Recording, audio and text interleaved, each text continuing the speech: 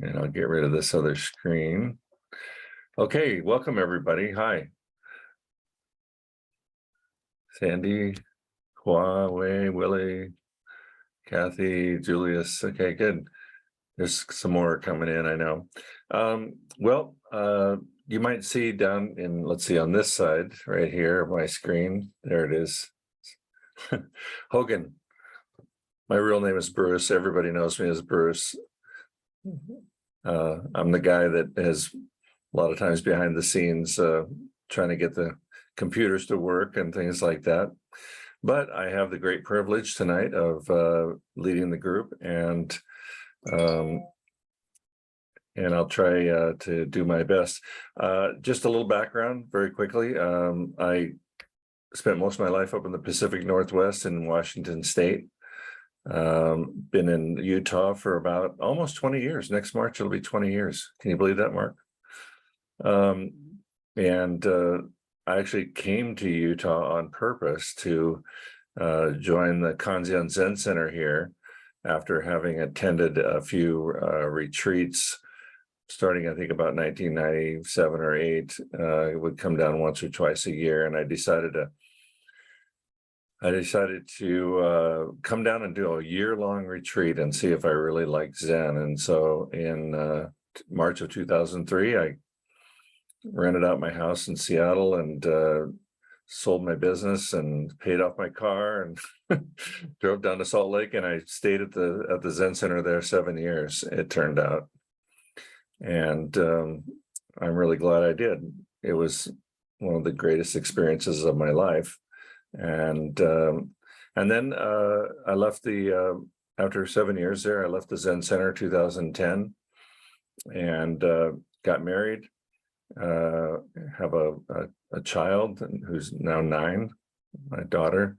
And a couple of years ago, I had the opportunity to come back and help out again with Kanzeon and the Sangha. And so I've been doing that now, kind of part-time out of my basement.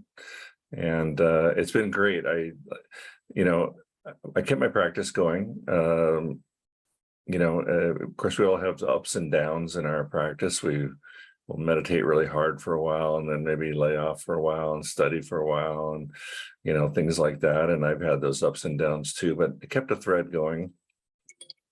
And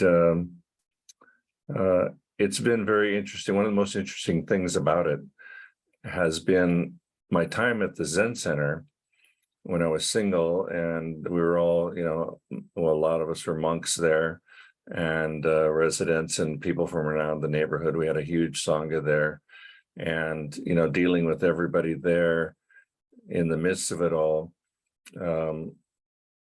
it was pretty intense. A lot of people, we would have 150 people come for retreats, and we had to put them up in houses all around the neighborhood, sleeping on people's couches and floors and everything else, and feeding everyone. But after I left, I thought, well, I want to see if my Zen practice really sort of helped me out. How am I going to deal out here, kind of, what we call the real world, right? Of working and having neighbors and not being around fellow Buddhists 24 hours a day and all that. And I can report back that it worked out remarkably well, and I've had a really nice time for the last 10 years, and friends with all my neighbors, and it's been really nice. And in married life, of course, you have these various issues that come up, and I think my practice has worked out well there too. But anyway, enough about me. I would like to hear from you about any practice questions that you might have. Zen is about life, and life is about problems, mostly with people, right? I think when the Buddha first started out,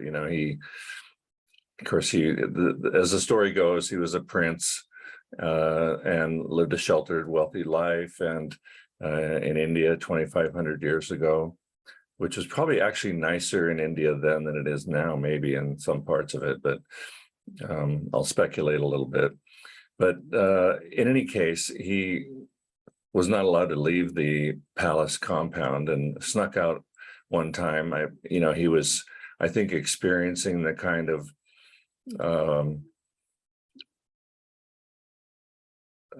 things that a lot of young people experience, like, why am I here and they're out there, and why is life this way, and what is there to the wider world? Got one of his servants to sneak him out into the into the local town, and came across, and you probably all know the story, but he came across people who were suffering seriously, right? They had lost a limb, or they were ill, or they were old and dying, or they were sick, and and they had all the same problems that we have now, that with their families and their kids and their neighbors, and the crops failing, and maybe they didn't have inflation or climate change and things like that, but they have their problems, right? And humans are humans, and they're going to have these interpersonal problems. And I think that the Buddha wanted to get to the bottom of the problem of suffering. And the suffering was, in many cases, could be physical pain and things, but I think where he was really pointing to was our internal pain, our emotional pain, our mental suffering, and that this was really the key in how do we react to the things that happen to us and the circumstances we're in. So that's what he put his effort to. And he spent, I think, 6-7 years working with lots of gurus around then, Hindu and Jainist and various different other people doing yoga, and people whipping themselves and rubbing themselves with ashes and starving themselves in order to try to somehow, force myself to see into the nature of reality and see into what is my true self. What is my true self? I don't know. He didn't know, but he was going to get to the bottom of it, and he did. But he didn't do it through these other practices, although those things led up to it. So you could say, because everything is connected, that some of those practices had some effect that got him to this point. But in any case, he suddenly saw through to it, and the rest is easy to find in just about any book about Buddhism, or on Wikipedia or anywhere. He's the cause of suffering. So he laid out the Four Noble Truths, the cause of suffering, that there can be a way out of it, and there is a way out of it, and the way out of it is follow this Eightfold Path. And I'm not going to get into the whole Eightfold Path, and many of you, I'm sure, are familiar, but it's basically the same thing almost. This is going to sound weird, but when you get commercials on TV nowadays for things like, are you this way or that way? Are you unhappy with this? Are you unhappy with that? Well, take our 4-step program, do our 5-step program, do our 12-step program, and that'll fix it. And he kind of did the same thing. Now, nowadays, when we see all those kind of things on TV and everywhere, we're blasted with people trying to fix all our ills. We get a little skeptical about it, right? Like, how, if I really take this pill, I'm going to get thin and beautiful, or have muscles and energy, and all those kind of cures.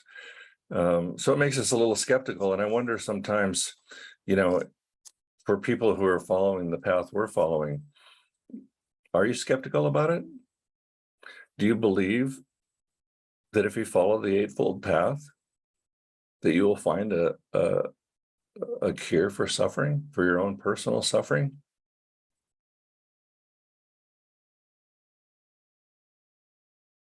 I'm just going to let that hang there. Anybody wants to answer, feel free.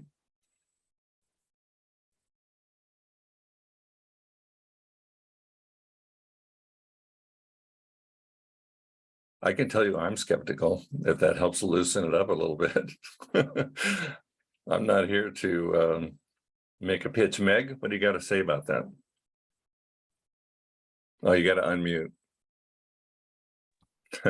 I can say I was going to say I'm skeptical just before you said I'm skeptical. I'm skeptical. You were already skeptical before I Yeah. mentioned. Even before you mentioned it, I was skeptical. Yes. No, that's been one of my constant issues, right, over the years is, do I really think that? I guess I don't. I think suffering is suffering. I think we can suffer less. And who knows, maybe some people can like stop suffering, but seems I'm skeptical. I'm skeptical for myself. I think I'm skeptical that Yeah, humans cannot suffer. but even personally, I know, Meg, you've been at it a long time. You must have some hope in there, right? Or Yeah, I mean, I keep coming back, right? So there's got to be something. But I don't know that my goal is to necessarily stop suffering per se. I think actually I was working with Roshi at some point, and he pushed me to accept suffering, right? To accept the voice of suffering, to be one with it. And the sense I walked away with, and it may or may not have been what he intended, is, you know, suffering, like fear, like anger, like all those things, it is a part of my existence. And I think of human or sentient being existence. Hey, my cat has arthritis, she suffers. Um, and so I don't know, that's not why I'm here exactly, to stop suffering. I'm not sure why I'm here, but that's not necessarily the goal, in the same way that enlightenment is no longer exactly the goal. Um, I don't know what the goal is. In some ways, I'm goalless, all which right, is, I fair think, enough. supposed to be good, but I don't know that it is. Fair enough. Fair enough. Thank you. Julius, what do you think? Hey Bruce, good to see you. You too. Yeah, I mean, it's been a while for me too. I mean, I first um, came to one of your Roshi's retreats back in like '09 and 2010, and then I've been kind of doing my own thing and in and out of other spiritual groups. And then when this opportunity came up, I just jumped on it. The timing was interesting because my career's stabilizing now, and I'm about to have a child actually in a few weeks. Congratulations. Thank you. Yeah. So, but I have noticed that certain patterns, like I think I've come to a point that I know who I am. Like there's certain patterns, like certain things I get angry about. You can ask my wife. I could piss her off sometimes, but and I get anxious or agitated at certain times. But I do think suffering has lessened. So I definitely believe that that, or you can be less reactive, and I think I handle things with more tact, I guess. But this whole idea of the end of suffering, I think it's also maybe like, what does that actually mean? And I guess I don't know it yet. Like how do we actually define that? Like people understand those words like end of suffering, no more suffering. But what is that, right? And I don't know if I know the answer to that yet. But I do think just joining with you guys again at the last few weeks, I like as you kind of articulate, Bruce, like sitting practice is not and off, but at least for the last few weeks I've been sitting every day again, and it's just been good, and I can see the positive impact of that. So I'm clear on that, and I like to maintain that even once the baby comes, and and I keep on working. But the end of suffering, I don't know. I guess I have to properly define it first before I know if it's actually achievable. Well, let me take a little stab at it. Thank you. Of course, and thank you.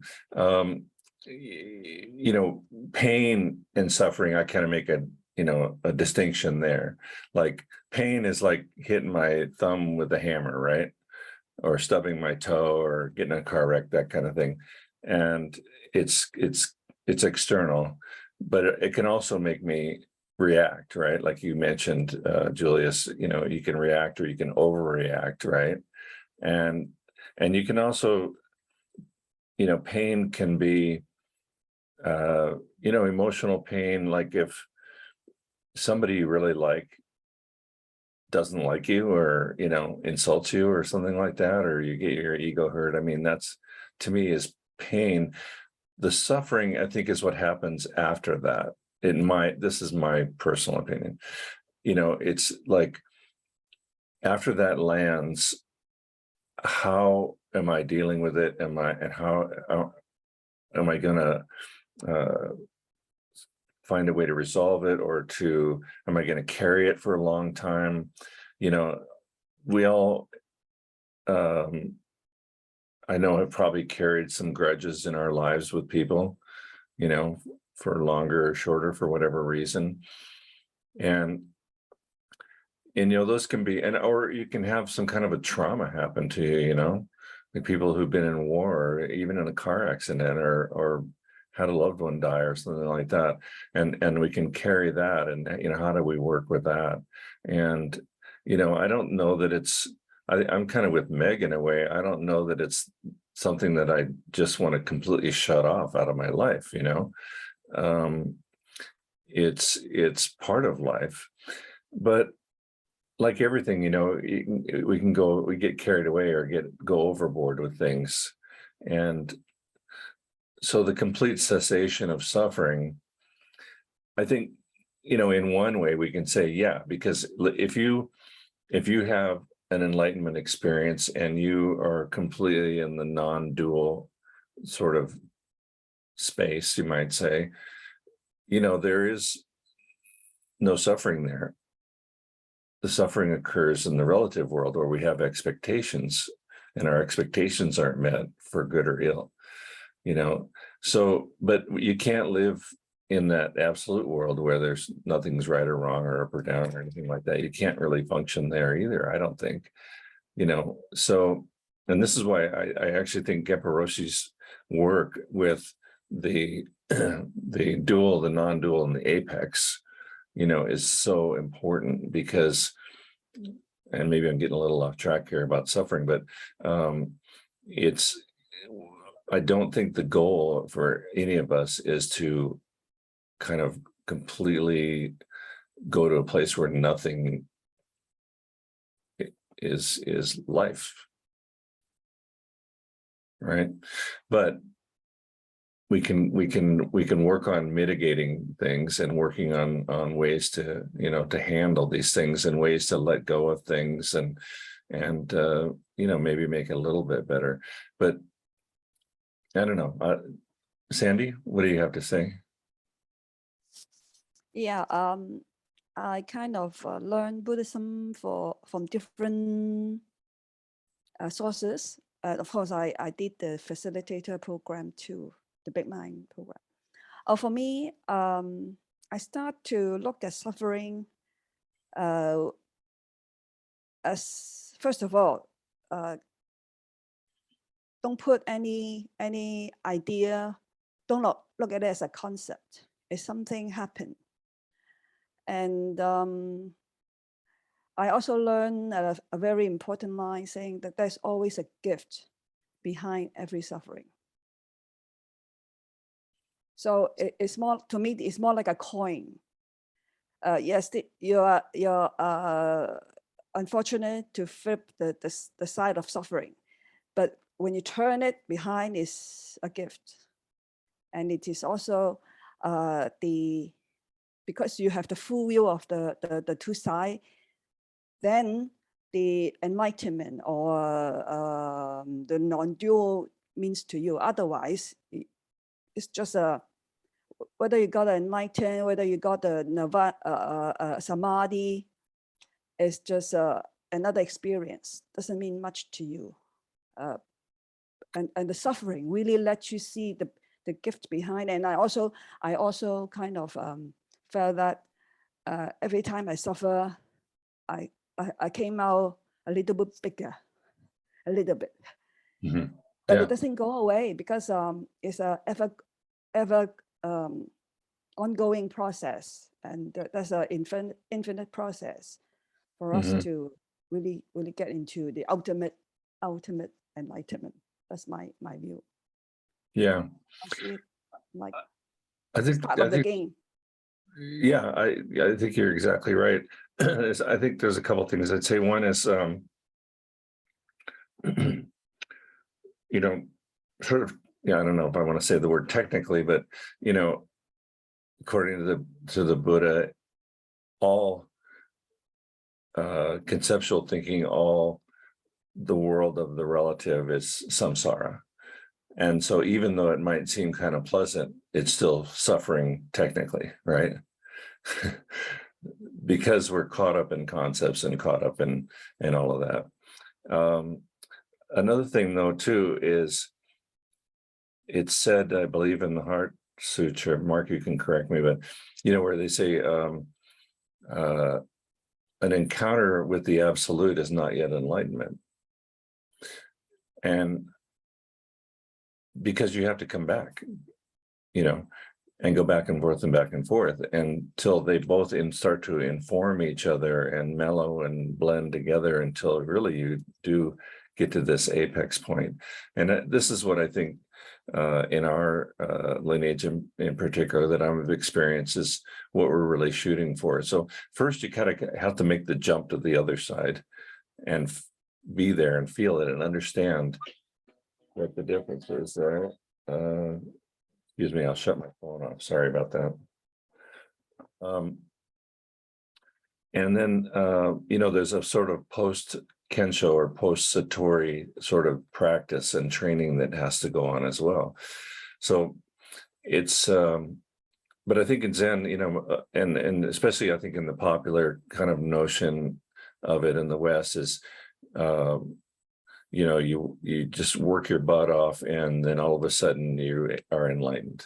And it's not really that way. And, you know, getting to the absolute is definitely part of it and informative. But there's much more work to do after that. And I think, you know, I talked about the Eightfold Path at the beginning, and, you know, and we started out thinking, you know, are we skeptical of this Eightfold Path? And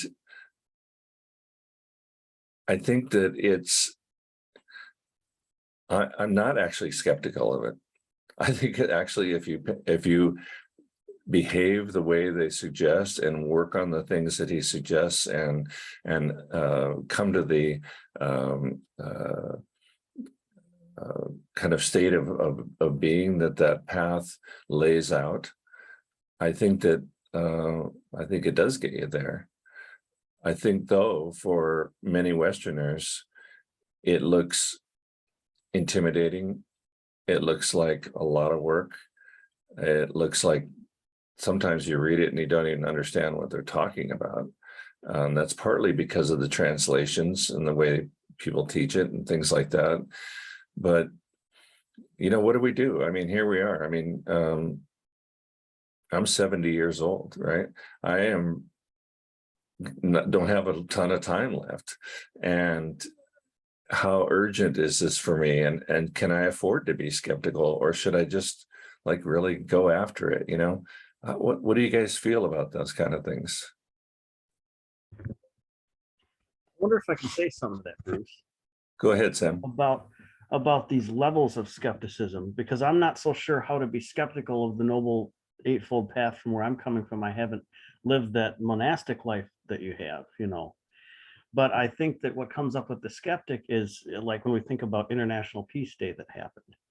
I think it's skeptical whether we're measuring up to the eightfold path in our own lives, in terms of what we can do as a collective together. And I'm skeptical of whether we've really tapped into the well of wisdom of, just sharing our experience with each other, and then how we practice the path better with each other.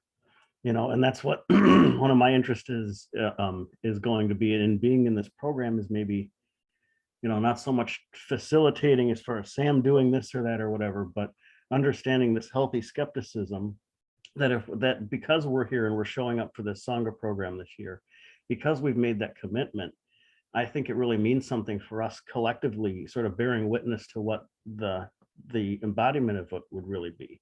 And I think it's at this stage in me letting go of whatever I think it's going to look like, to allow for whatever wants to emerge or whatever wants to come out of this to be.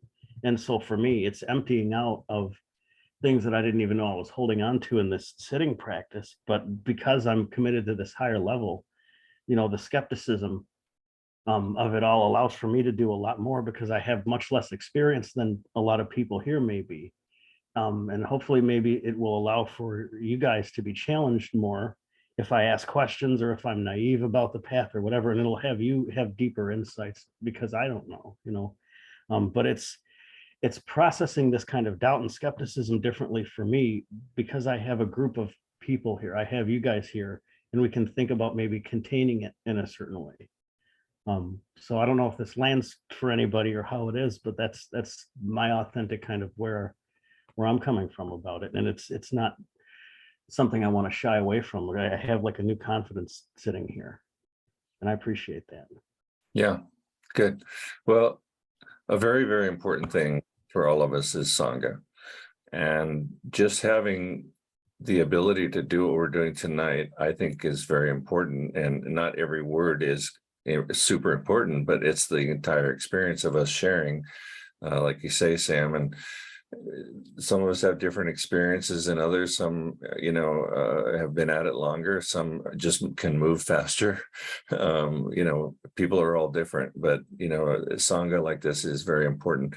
The Eightfold Path, a lot of it is kind of simple behavioral stuff, like, right thought, right speech, right action, and I'm reminded of I'll tell a quick Socrates story where a friend comes to him, somebody comes to him and he says, "Hey, Socrates, wait till I tell you what somebody said about your friend." And he said, "Oh, well, let me ask you a couple of questions first." He goes, "Do you know it's true?" And the guy said, "Well, no, I just heard it." And he said, "Okay."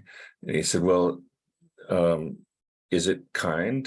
And he said, "Well, no, not really." And he said, "Well, is it useful for me to hear this?" And the guy said, "Well, no, probably not." And Socrates says, "Okay, well, if it isn't true and it isn't kind and it isn't useful, then you don't need to bother telling me." And I paraphrased, right? But this is the kind of thing that you find out in the Eightfold Path, is like, what do I say? What do I think? What are my actions? And I know, everybody on this call, I know everybody's nice people, and you're probably really nice to everybody and everything like that.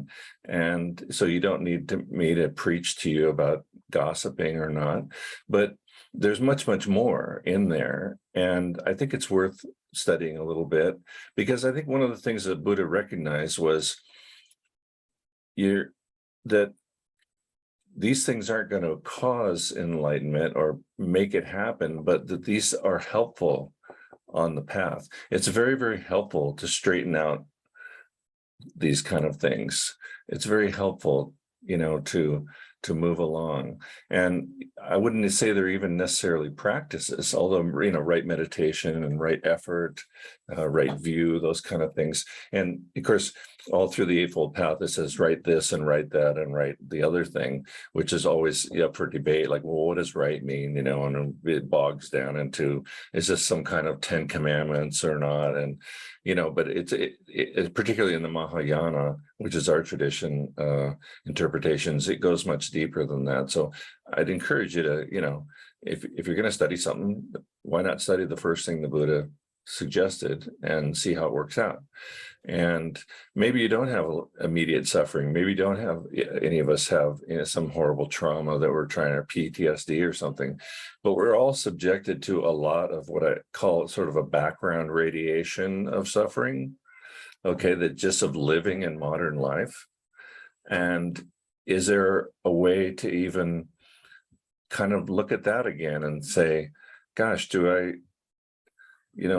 how much time do I have left? And is this the highest and best use of my time right now? Okay. Well, thank you, and thanks for everybody. I feel that if I'm to even think about a cost benefit analysis of each moment in time about the Noble Eightfold Path in terms of just my own radical business, I'm much helped by you people being here and showing up fully as we are on calls tonight and as we will be doing in other ways. And then if I get taken to task or called on my shit, or if somehow the background radiation gets strong for me, maybe I can learn how to connect in new ways and to realize that I have a greater possibility of dealing with this kind of stuff because of a Sangha. And that's something that's new for me, but the danger is when we're by ourselves, we might shy away from it. And I just feel there's strength in numbers, and I can't wait for what's going to unfold and stuff. And I think you're doing fantastic, Bruce. And we've at least got a year, hopefully, to work together. Yeah.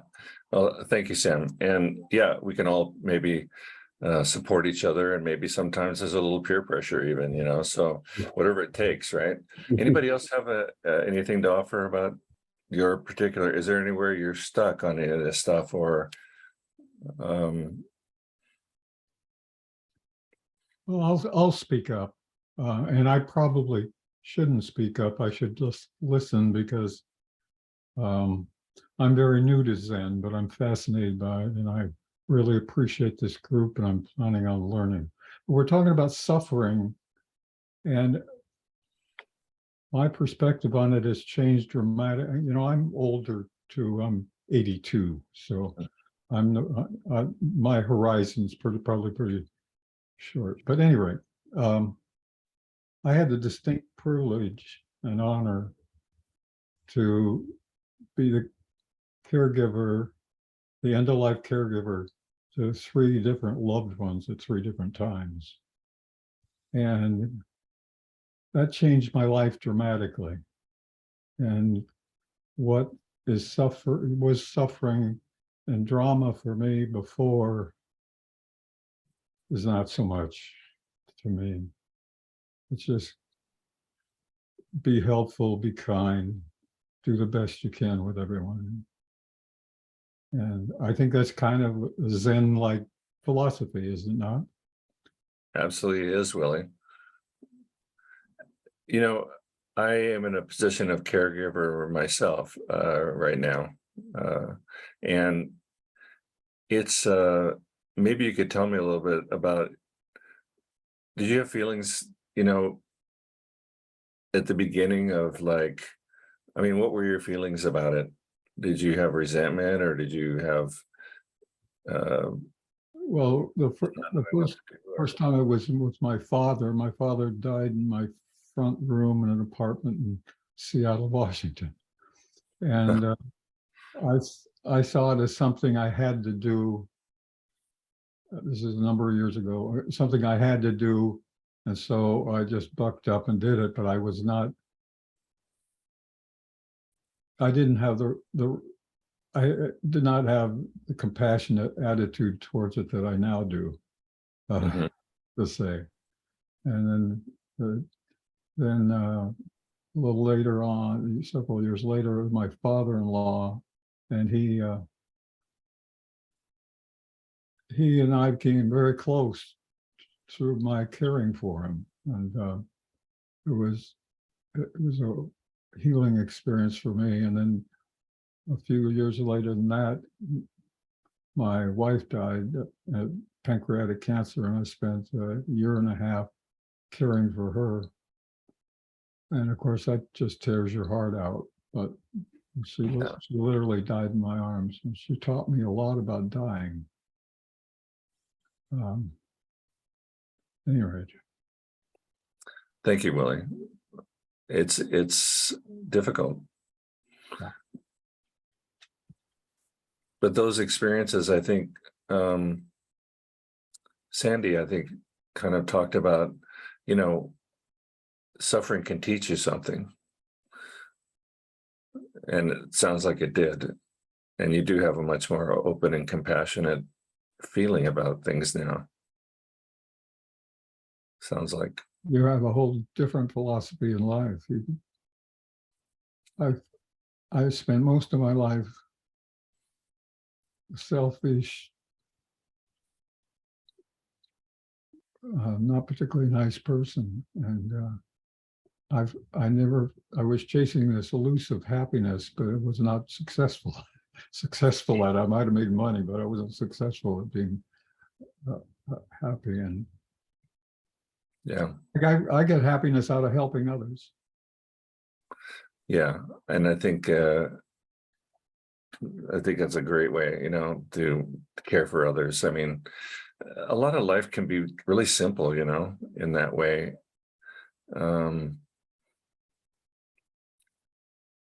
Paul, you got your hand up. Thank you, Willie. Didn't mean to wake you up there, dude.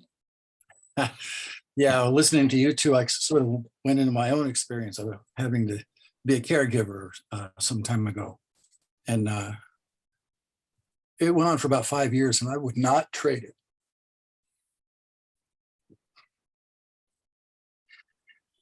She transformed me. She was 90 years old.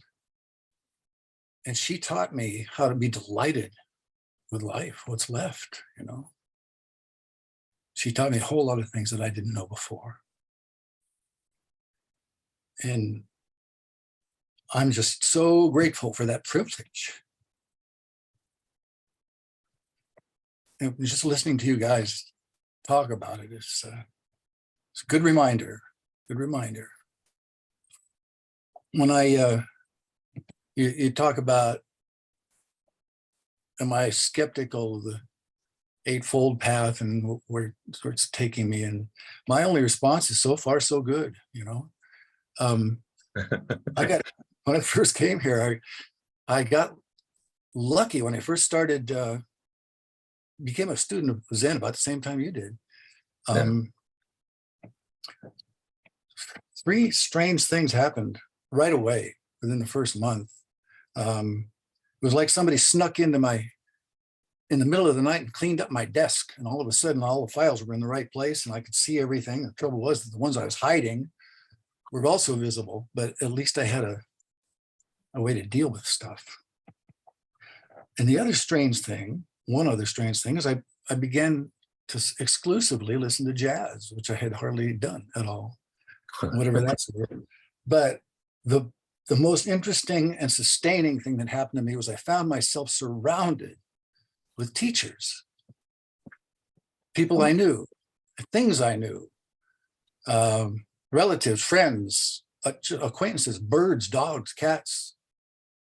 I was being taught, and I realized, well, it's not that when the student is ready, the teacher appears. It's when the student is ready, the teacher becomes visible. Yeah. And I had become teachable. And I started asking a question that I ask all the time now. And what Sandy said really resonated with me when she talked about suffering, being a teacher. I don't know how many times it occurs to me during the day, but if I'm surrounded with teachers, then the Dharma is all around me. And I'm always asking myself, what is the teaching that's on offer in this moment? I see Sandy nodding. Yeah, and that has not subsided for all these years. And I always get an answer of some kind, whether I like it or not. What is the teaching that's available in this moment? And I'm sure that I hardly ever really plumb the depths of all that's available in that moment, but I never go away without something. Yeah. And the result of that has been, well, I guess there's a lot of results to paying attention to the Dharma, but at my age, I'm kind of delighted to have lived long enough to find out how stupid I've been and what I don't know. Yeah. And I kind of enjoy that not knowing. I find the benefits in that. I find the teaching in that. Yeah. And all noticing all the things that I used to think were real, like my possessions,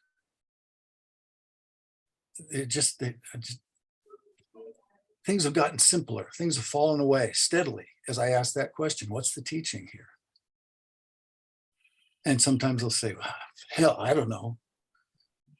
And, you said we're nice people. We're all nice people. Well, I feel like I'm a nice person. I have something to offer. I try to offer something to everybody, except when I'm in my car and the windows are closed, I can be a real dick and really enjoy it. I think it's good therapy. But Yeah. that's like Sandy said, that's part of this life. Yeah. All that passion, wherever it is. But anyway, that's what I've noticed. That's what I have to offer tonight. Yeah. Well, I think you said a lot of really important things, and I want to kind of point up a couple of them. One is there's a number of stories and koans in Zen literature. When they say 10,000 in Buddhism or in Zen, they mean infinite, basically, right? But it's poetic imagery. But they say, that the 10,000 things are constantly preaching the Dharma. So in other words, the entire world is teaching and preaching the Dharma to you at every moment, every particle. And it's just a matter of opening up to it, right? And so that is our practice in many ways. And then you also mentioned plumbing the depths of it. This is also part of our practice, where you can go in, you can put your toe in, you can go up to your ankle, you can go up to your knee, and there's more and there's more and there's more. But it does take a certain discipline. It takes a certain, I think, a raising of the Bodhi mind, which is the seeking mind that seeks for enlightenment, the mind that is going to help push you along. And because Zen, even though we have a Sangha and we have teachers and everything, it still comes down to kind of a solo sport, right? I mean, we have our teammates here, but ultimately we have to go out on the court and, do it ourselves. And so it takes a certain inner fortitude. And sometimes for some people that's driven by their pain.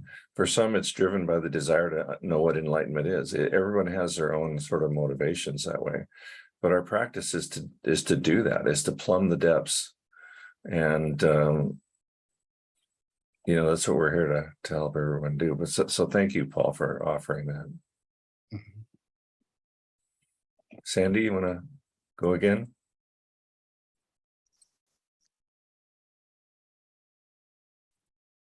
Oh, now Yes, you're on. yes.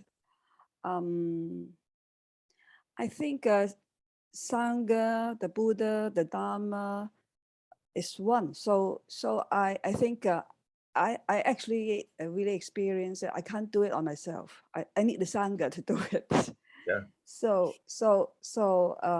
although the enlightenment is your own experience, but I start to realize that it is again, how do I say it?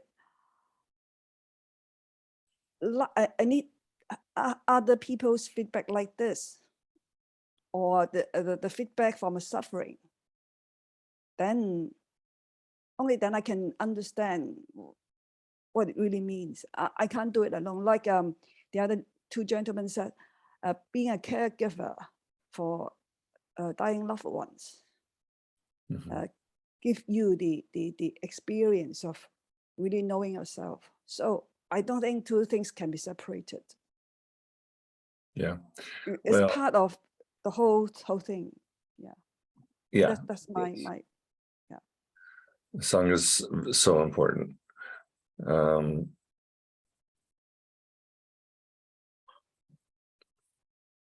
Yeah, I can't say any better than that. It's Sangha is so important. It has been for me. And there's been times when I've, gone off on my own. And there's certain times when that can give you a certain focus too, of just being by yourself. But I always come back to the Sangha. I learn from everybody, So, yeah. So I guess I just want to encourage everyone you have to kind of follow your own question. You have to follow your own will and desire for this practice. And if you need support or help or advice or whatever, all of our teachers, Mark Kanchi Roshi is on tonight, and he's somebody that I have learned tremendous amount from over many years. And I told him that, we were laughing. I said, well, maybe nobody will show up, Mark, and I'll have you all to myself. But I would say, please come to these and bring your questions. And it doesn't have to be big questions. It can be like, how come my neck hurts when I'm meditating? Or how come, I just don't understand this passage in a particular piece of literature you're reading, or I don't understand this thing about the Eightfold Path, this one thing. Anything goes. Don't be shy. It's not a good way to practice. Go ahead and put yourself out there, and nobody's going to laugh at you. We're all here to offer what we can, and we've got some great teachers: Mary Ellen, Mark, Jigen Roshi, Alexander, Christian, and of course Gempo Roshi. So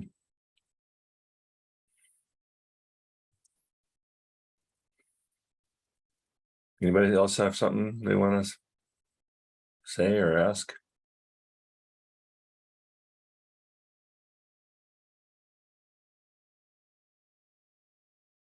Am I gonna have to come up with a 10-minute story? I can do that. People know.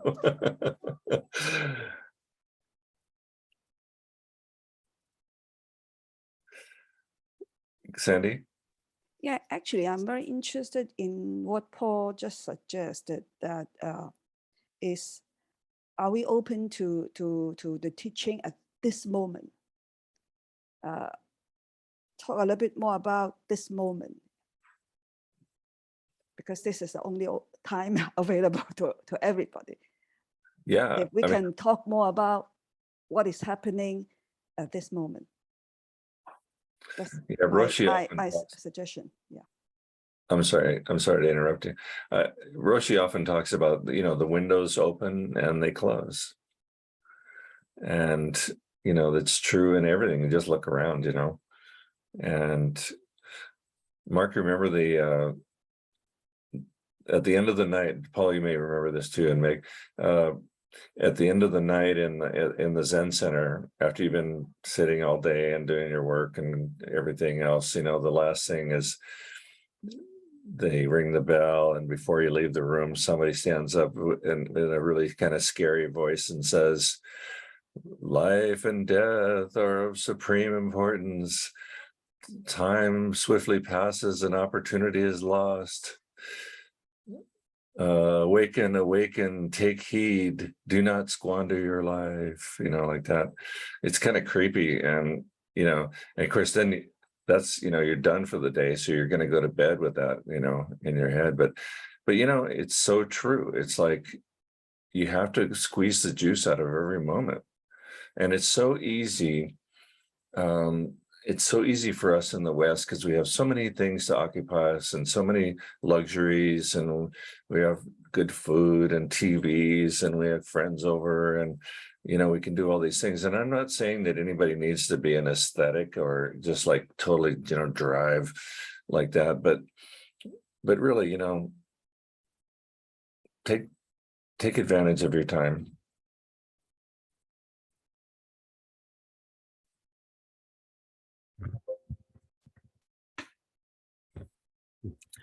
Can I say one quick thing if I may? Of course, Sam, go ahead. I don't know if you all remember Texagan Roshi, but I have access, and we all have access to this huge audio archive, and it's just priceless, all the stuff that's on there. But he used to talk with a voice, and Yeah. I don't know quite how to understand it, but I guess you guys have had this where they say make haste, and they have these people who talk this way. And for me, I don't quite know what to make of it here. But it's interesting sitting with it and sitting with, what's her name? Who was it? Sandy's question about this very moment, Yeah. I don't quite know why, but it helps me to break through just sitting here and being here. Yeah. So, I didn't know, Sam, I did know Tetsugen Bernie Glassman Roshi. I met him a number of times, and very interesting and wonderful character who, he was at Los Angeles Zen Center for a long time with Maizumi Roshi and Genpo Roshi. And I think back in the 70s, if you're referring to some of those older tapes that are on there, they did kind of take on the way of speaking of Maizumi Roshi, who of course was Japanese and was brilliant, but had that accent. But to listen to Bernie combine that with his natural New York City accent or East Coast accent of some kind, and that gruff sort of thing, it was very interesting. But if you can get past that, those early talks are very, very good. They're oftentimes on a particular koan. We haven't talked about koans tonight, but it does remind me of something I wanted to mention before I sign off. There are, besides studying things like the Eightfold Path and trying to, work your behavior and things like that, we have specific practices, right? We have meditation, which we all know about. But there's good ways and bad ways to meditate. So if it's not really working for you, or if there's a problem, please talk to one of us about posture and things like that. The second one, of course, is koans, and we haven't talked about koans here, and I'm not really in a position to really say much about them, except that it's a very good practice if you can work with a particular teacher on koans, and that teacher can kind of explain to you what that's all about. And chanting that we do in our services and stuff, and a lot of Westerners are really uncomfortable chanting in Japanese or whatever. I did Tibetan practice for a long time, and I did all these, they chant forever. And, but it was interesting because I had no idea what I was saying, but I was reading along really carefully. And there's a certain kind of meditative feeling that comes, with chanting. And for some people, it's really great, and for others, not so. But this is why, there's been a range of different practices. And then Genpo Roshi, of course, has come up with this big mind practice, which is with the teacher facilitating and going deeply, like Paul said, plumbing the depths of what's behind maybe you may have some resistance to something, or maybe something that you're stuck, some area like that. And it's very, very important practice as well. And so we offer these different things at different times. A lot of it is, the meditation, of course, is your own to do. Although, is it next week or the week after? There's another retreat coming up where we're going to have meditation in the mornings. But anyway, I guess I just go back to, if you have questions about any of these practices and which are working for you and which aren't, and I can tell you that sometimes it's just a slight little tweak in your posture, a slight little thing here and there that can all of a sudden open up a door. And so if you feel stuck in any way, please ask. And a lot of us have been through that and gone down detours or sat on it for years and finally went, oh, damn it, I should have asked this, 5 years ago. So anyway, I'll take one last question. It's 7:57. If anybody has a question or comment. Somebody hasn't had a chance to speak tonight, maybe. Yeah, I do have a question about my meditation recently because my life is quite busy recently. So I noticed that when I doing my meditation, I just easily fall asleep with this posture, like sitting there, like fall asleep. So Are you sitting yeah. upright? Are you sitting But- upright when you fall asleep? But sometimes going to this and fall A little asleep. bit of that. Yeah. You know, some of us got sleeping on the cushion developed to a fine art at the Zen Center. And I can tell you that there are traditions where they actually have a stick with like a chin rest on it that the monks could sit there and it would at least keep them from falling over, but they would, you know, they would basically be sleeping there like that. So I wouldn't worry about it too much, but I can say that as a general rule for myself, if I'm sleepy or if I feel like I'm sleepy, I open my eyes and I look up a little bit higher, and that keeps me awake. And if I'm kind of, you know, have a lot of energy and, you know, it's hard to sit still, then I'll close my eyes completely or open them just very slightly and look down at the floor more. And I found I'm able to sort of regulate that.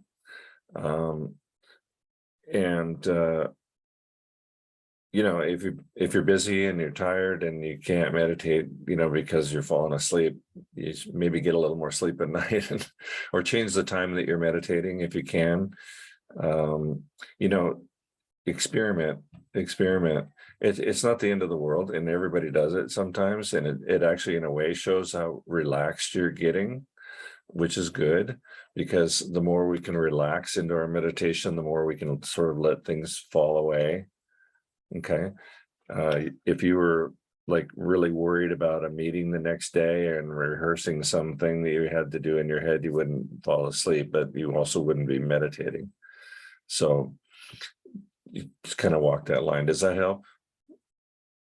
Yes, but I tried different times, but I fall asleep in different times. So that's why I feel like, okay, maybe I need more sleep, but just life, you know, doesn't allow me to have that much sleep. If the room is cooler, that's another thing. I know a lot of times in meditation halls, they keep it quite cool. So that might be something.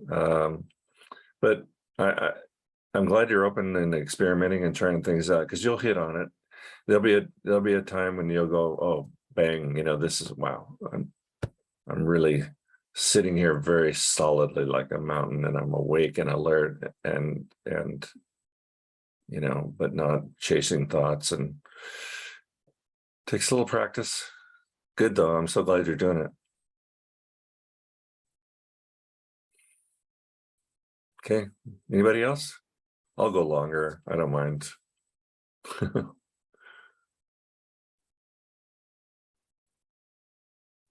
right. Well, thanks so much for coming. And I think, you know, you're going to see a kind of a rotation of the teachers.